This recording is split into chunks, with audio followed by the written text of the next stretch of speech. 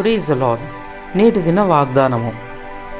శృంగధనుల నెరుగు ప్రజలు ధన్యులు, యెహోవా నీ ముఖకాంతిని చూచి వారు నడుచుకొనుచున్నారు.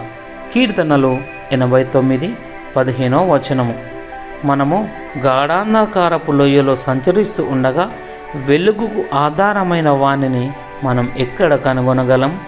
అపోస్తులుడైన యోహాను ఇలా ప్రకటించాడు, మేమాయన వలన విని మీకు ప్రకటించు వర్తమానమేమనగా, దేవుడు వెలుగై ఉన్నాడు, ఆయన యందు చీకటి ఎంత మాత్రము లేదు.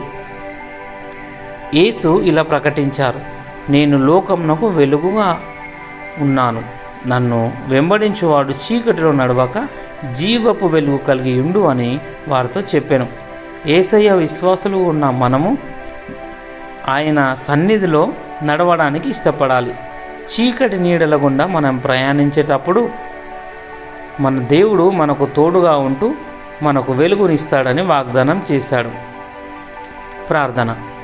ప్రేమామయుడవైన దేవా, ఎప్పుడు నన్ను విడువవు అన్న నీ వాగ్దానం కొరకు నీకు వందనములు, కృతజ్ఞతలు.